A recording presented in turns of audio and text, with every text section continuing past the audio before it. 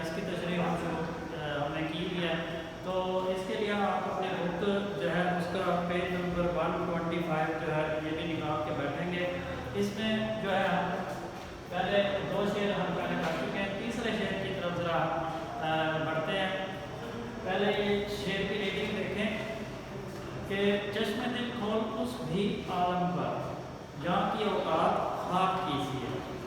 اب عزیز طلبہ اس شعر میں شاعر جو ہے وہ جو بات بیان کر رہا ہے وہ کیا بیان کر رہا ہے کہ دنیا اور آخرت کی بات بیان کر رہا ہے.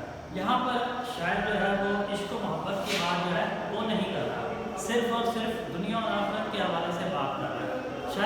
شاعر کے کہنے کا مقصد یہ ہے کہ انسان جو ہے انسان جب پیدا ہوتا ہے, جب اپنے شعور میں پہنچتا ہے یعنی کہ بڑا ہوتا ہے, اس سے پہلے تو اسے کچھ پتہ نہیں ہوتا کہ اس نے آنے والے وقت میں کیا کرنا ہے. لیکن جیسے جیسے اس کی زندگی جو ہے وہ آگے کی طرف بڑھتی ہے, اس کی عمر جو ہے وہ بڑھتی چلی جاتی ہے, تو وہ جو ہے وہ اپنی پیدائش کا اصل مقصد ہے وہ بھلا بیٹھتا ہے. اب وہ کیسے بھلا بیٹھتا ہے؟ وہ اب دنیا کی رنگینیوں میں مصروف ہو جاتا ہے, مختلف فضول قسم کے کاموں میں وقت جو ہے وہ صرف کرنا شروع کر دیتا ہے, تو جس کی وجہ سے اسے بہت سے مسائل کا سامنا کرنا پڑتا ہے.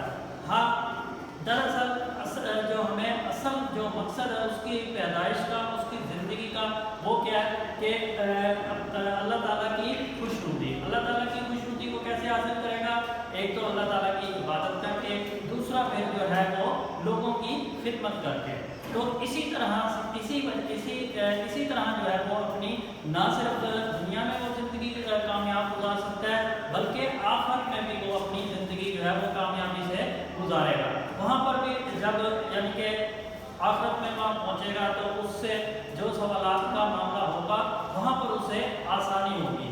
تو اس شعر میں شاعر نے یہی بات بیان کی ہے کہ چشم دل کھول اس بھی عالم پر یہاں کی اوقات خواب کی سی ہے. یہ جو زندگی ہے یہ خواب کی مانند ہے کہ انسان جو ہے وہ خواب دیکھتا ہے, وہ اس میں خواب میں بہت یعنی کہ وہ آگے تک پہنچ جاتا ہے, بہت یعنی کہ اس میں بہت یعنی کہ عجیب و غریب واقعات اسے نظر آتے ہیں. لیکن جیسے ہی وہ نیند سے بیدار ہوتا ہے تو وہ اپنی اصل زندگی میں جب آتا ہے تو اسے پتہ چلتا ہے کہ یہ تو ماجرا ہی کچھ اور ہے.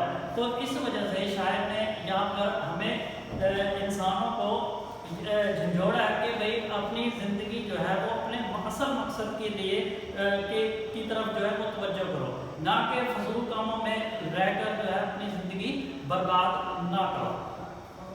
اس کے بعد ہے جی اب اگلا شعر ہے, بار بار اس کے در پہ جاتا ہوں حالت اب اضطراب کی سی ہے. اضطراب کہتے ہیں بے قراری کو. اچھا اب یہاں پر اس غزل میں شاعر کا معاملہ جو ہے وہ کیا ہے؟ یک طرفہ محبت. اب اس شعر میں بھی یک طرفہ محبت کی وجہ سے وہ اپنی جو حالت ہے, اپنی اضطرابی کی حالت ہے وہ بیان کر رہے ہیں کہ بار بار اپنے محبوب کے در پر جاتا ہوں حالت اب اضطراب کی سی ہے. کہ 2 صورتیں ہوتی ہیں.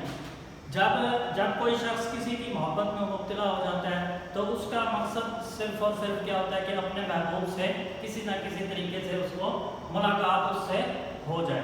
اب جب تک اس کی ملاقات اپنے محبوب سے نہیں ہوگی اس وقت تک اس کی حالت جو ہے وہ اضطراب کی سی ہوگی, اسے بے قراری رہے گی, بے چینی رہے گی. اب اس کے لیے یا تو اس کی کہیں سر راہ ملاقات ہو جائے, کہیں راستے میں چلتے ہوئے اپنے محبوب سے ملاقات ہو گئی تو اس کے دل کو جو ہے وہ راحت سکون مل گیا.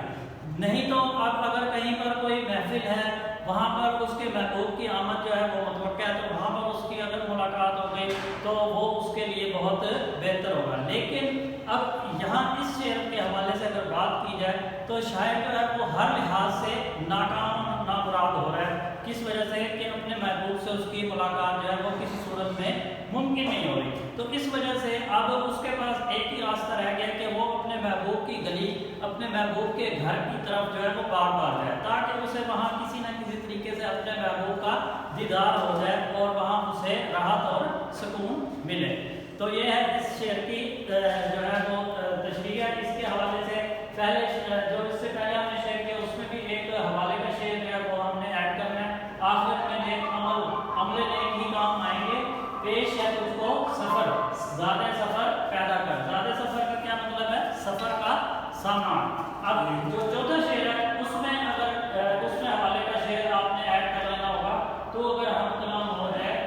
تیروں کا کام ہو جائے۔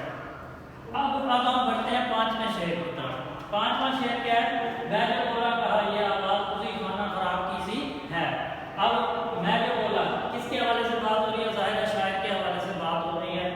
اور اب جو پچھلا شعر ہے وہ اس اگلے شعر کے ساتھ لنک کرتا ہے، رابطہ ہے اس کے بالکل جڑا ہوا ہے۔ وہ کیسے کہ اب جب شاعر جو اس کے گھر پہنچ گیا، اپنے محبوب کے گھر کی طرف پہنچ گیا، تو وہاں پر اب جا کے اس نے کسی طریقے سے دستک دی، آواز لگائی، تو آگے جو اس کا محبوب وہاں پر موجود تھا تو اس محبوب کے ذہن میں فوراً خیال آیا کہ یہ تو میرا وہی ناکام و نامراد جو عاشق میرے پیچھے پڑا ہوا ہے اسی کی آواز آ رہی ہے۔ اب یہ یہاں جہاں تک بھی پہنچ گیا، تو یعنی کہ ایک بیزاری کی جو ہے نا وہ کیفیت محبوب کی طرف سے شاعر نے بیان کی ہے کہ محبوب جو ہے وہ کسی بھی طرح سے اپنے عاشق کی طرف جو ہے مائل ہونا نہیں چاہ رہا۔ تو عاشق جو ہے وہ یہی چاہتا ہے کہ بھئی کسی نہ کسی طریقے سے اس کو محبوب کا دیدار نصیب ہو، لیکن جو محبوب ہے وہ اس چیز سے کترا